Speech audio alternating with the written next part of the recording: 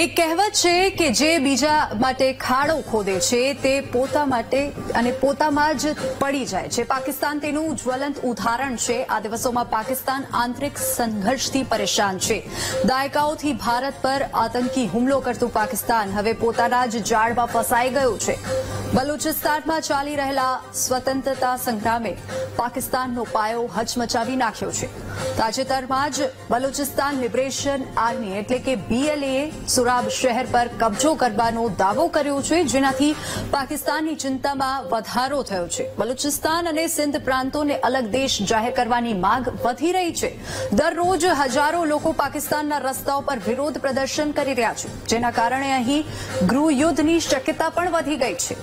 જો આપણે ફક્ત બલુચિસ્તાનની અત્યારે વાત કરીએ તો બલુચ લિબરેશન આર્મીએ પાકિસ્તાની સરકાર અને પાકિસ્તાની સેનાનું જીવન મુશ્કેલ બનાવી દીધું છે અને આ તે પ્રાંત છે જ્યાં પાકિસ્તાનને સૌથી મોટો ઝટકો લાગ્યો છે. તો આવો આજના વિશ્લેષણમાં સમજવાનો પ્રયાસ કરીશું કે પાકિસ્તાની સેનાને કેવી રીતે બલુચથી ઝટકો લાગ્યો છે.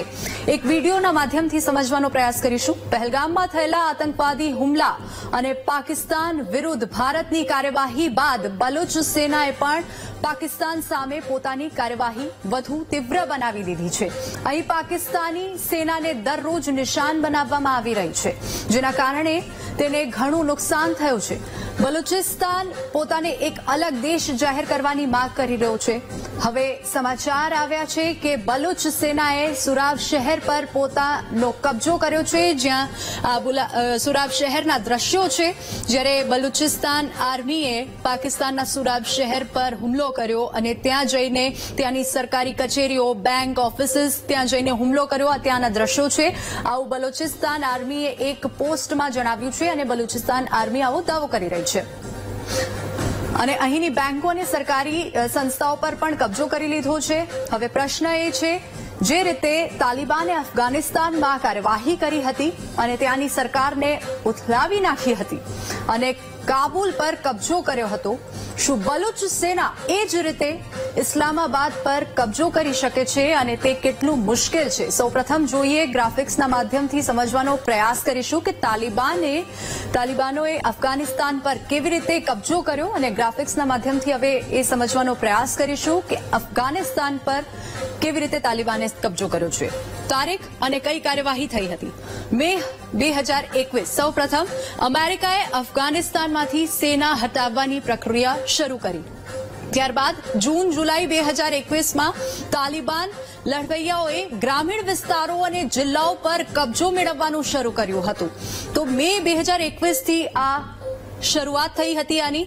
આ ઉપરાંત જૂન જુલાઈમાં તાલિબાન લડવૈયાઓ એટલે કે તાલિબાની જે લડવૈયાઓ હતા તેઓએ ગ્રામીણ વિસ્તારો અને જિલ્લાઓ પર કબજો મેળવવાનું શરૂ કર્યું હતું. ત્યારબાદ 6 ઓગસ્ટ 2021 તાલિબાને પોતાનું પહેલું મોટું શહેર ઝરાંજ પર કબજો કર્યો હતો. ત્યારબાદ 6 થી લઈ 14 ઓગસ્ટ સુધી 2021માં માત્ર 10 દિવસમાં તાલિબાને 34માંથી 26 રાજ્યો પર કબજો મેળવી લીધો હતો.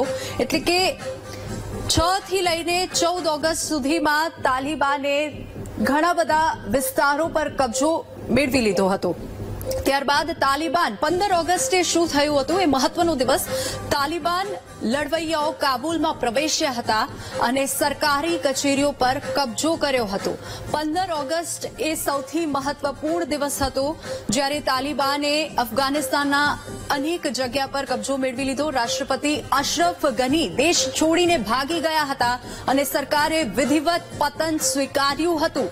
ત્યારે જ્યારે આ વાત છે 15 ઓગસ્ટની, જ્યારે તાલિબાને અફઘાનિસ્તાન પર કબજો મેળવ્યો અને 16 ઓગસ્ટ 2021 તાલિબાને આખા અફઘાનિસ્તાન પર પોતાની દ્વિતીય સત્તા સ્થાપિત કરી હતી. તો આ રીતે અફઘાનિસ્તાન પર તાલિબાને કબજો મેળવ્યો હતો. આ વાત થઈ ગઈ અફઘાનિસ્તાનની. હવે જે રીતે તાલિબાને અફઘાનિસ્તાન પર કબજો કર્યો હતો, બલુચિસ્તાન હંમેશાથી પાકિસ્તાનના ચુંગાલમાંથી મુક્ત થવા માંગે છે અને પોતાનું એક અલગ રાષ્ટ્ર બનાવવા માંગે છે. બલુચ લિબરેશન આર્મીએ 3 કલાકના ઓપરેશનમાં બલુચિસ્તાનના સુરાજ શહેર પર કબજો કર્યાનો દાવો કર્યો છે, જેના પુરાવા તેઓએ પોતાના સોશિયલ મીડિયા હેન્ડલ પર વિડીયો પોસ્ટ કરીને કર્યો છે. અને આ શહેરમાં પોલીસ સ્ટેશન, ન્યૂઝ ફોર્સ ચોકીઓ, બેંકો અને સરકારી કચેરીઓ હવે બીએલએના કબજામાં હોવાના અહેવાલ છે. બલુચિસ્તાન લાંબા સમયથી આઝાદીની માંગ કરી રહ્યું છે.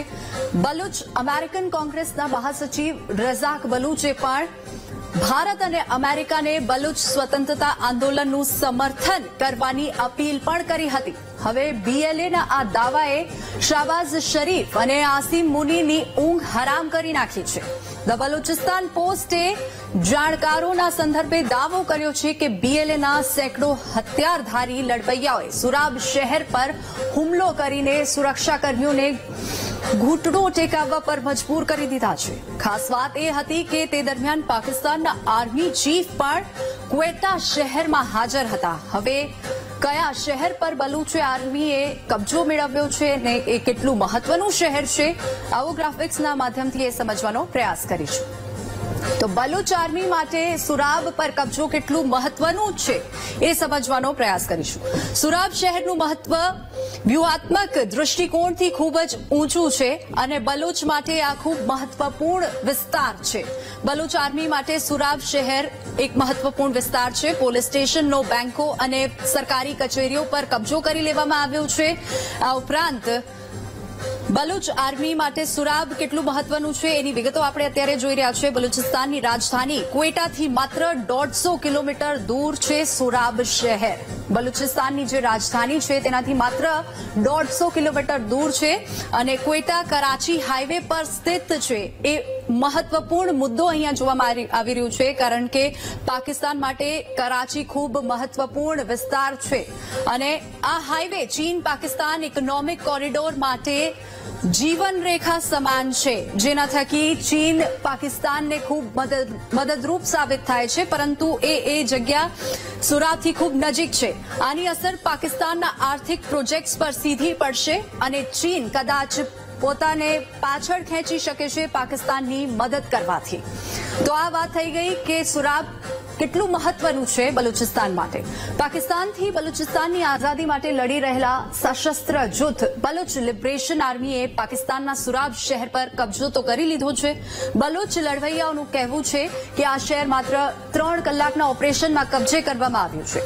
અહીં સમજવા જેવી વાત એ છે કે બલુચ લડવૈયાઓ આટલા શક્તિશાળી કેવી રીતે છે, તેઓ કેવા પ્રકારના હથિયારનો ઉપયોગ કરે છે જે પાકિસ્તાન માટે ખતરો બની ગયો છે.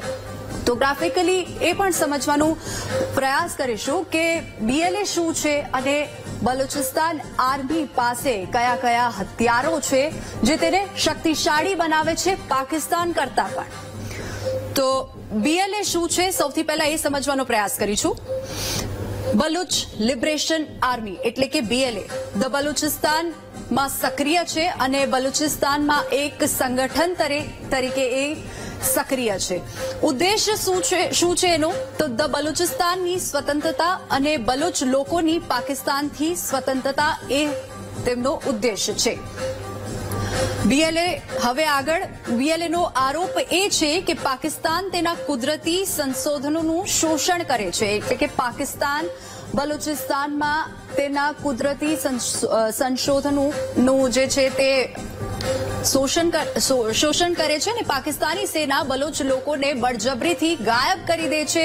પોતાની આઈએસઆઈ ગ્રુપમાં તેમને સામેલ કરે છે અને કેટલાક ટેરરિસ્ટ સંગઠનો ત્યાંથી બલુચિસ્તાનથી ત્યાંના નાગરિકોને ઉઠાવી લે છે. બીએલએ પાકિસ્તાની સેનાના અત્યાચાર વિરુદ્ધ સશસ્ત્ર લડત ચલાવી રહ્યું છે અને આ એક ત્યાંનું શક્તિશાળી સંગઠન છે. તો થોડા સમય પહેલા બલુચ લિબરેશન ફ્રન્ટે એક પોસ્ટ બહાર પાડ્યું હતું, જેમાં બલુચ બળવાખોરોના હાથમાં શસ્ત્રો જોવા મળ્યા હતા. આ શસ્ત્રો જોયા પછી પાકિસ્તાન સેના ચોંકી ગઈ હતી. બલુચીઓ પાસે કેટલાક શસ્ત્રો છે જેનો ઉપયોગ અમેરિકાનો અને રશિયા પણ કરી રહ્યું છે। જ્યારે પણ બલુચ લડવૈયાઓ પાકિસ્તાનમાં કબજો કરવાનો અથવા આતંક મચાવવાનો પ્રયાસ કરે છે ત્યારે સૌથી પહેલી વાત તેમના શસ્ત્રોની હોય છે। આ દરમિયાન એ પ્રશ્ન પણ ઊભો થાય છે કે શું તાલિબાનને BLA અને TTP લડવૈયાઓને શસ્ત્રો આપ્યા છે? શું કોઈ ટેરરિસ્ટ સંગઠન તેમને મદદ કરી રહ્યું છે જે અમેરિકાએ અફઘાનિસ્તાનમાં છોડી દીધા હતા કે પછી તે જ હથિયારો બલુચિસ્તાન વાપરી રહ્યો છે? હવે ગ્રાફિક્સના માધ્યમથી સમજવાનો પ્રયાસ કરીશું કે કયા હથિયારનો ઉપયોગ કરે છે બલુચ આર્મી। તો ગ્રાફિકલી એ પણ સમજવાનો પ્રયાસ કરીશું।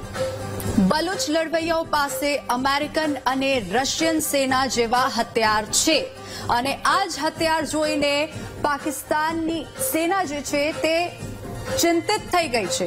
એવું મનાય છે કે તાલિબાને BLA અને TTPને શસ્ત્રો આપ્યા હશે જે અમેરિકાએ અફઘાનિસ્તાનમાં છોડી દીધા હશે। જ્યારે અમેરિકન આર્મી અફઘાનિસ્તાનમાંથી પરત ગઈ હતી ત્યારે તે તેના શસ્ત્રો ત્યાં છોડીને ગઈ હતી। અમુક શસ્ત્રો હવે BLA પાસે છે એવું માનવામાં આવે છે। ઈરાન અને અફઘાનિસ્તાનની કાળી બજારમાંથી હથિયાર ખરીદવામાં આવે છે। ઈરાન અને અફઘાનિસ્તાન પાસેથી કાળા બજારીમાંથી આ હથિયારો ખરીદવામાં આવે છે। 7.62 mm નાટો કારતૂસ, M16A4 રાઇફલ BLA આર્મી પાસે છે। 7.62 mm નાટો કારતૂસ અને M16A4 રાઇફલ છે।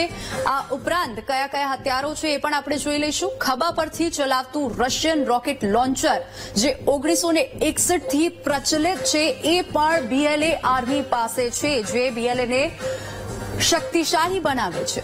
નાઇટ વિઝન ગોગલ્સ છે, સ્નાઇપર રાઇફલ્સ પણ ધરાવે છે BLA। તો આવા પ્રકારના જે શસ્ત્રો છે તે BLA આર્મી પાસે છે જે તેને શક્તિશાળી બનાવે છે। મહત્વપૂર્ણ પ્રશ્ન એ છે કે શું બલુચ લિબરેશન આર્મી પાકિસ્તાન પર કબજો કરી શકે છે?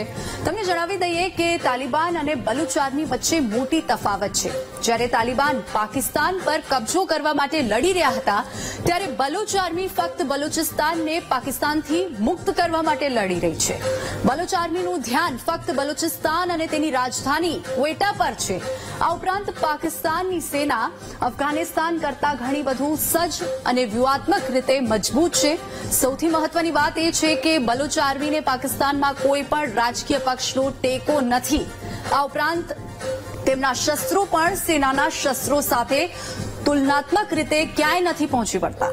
આવી સ્થિતિમાં હાલમાં તે શક્ય નથી કે બલુચ આર્મી આખા પાકિસ્તાન પર કબજો કરી શકે છે। જ્યાં સુધી બલુચિસ્તાનનો સવાલ છે અહીંના લોકો પણ પાકિસ્તાન સરકારની વિરુદ્ધમાં છે। આવી સ્થિતિમાં તેને બલુચિસ્તાનમાં સંપૂર્ણ સમર્થન છે જો કે આખા પાકિસ્તાનમાં નથી।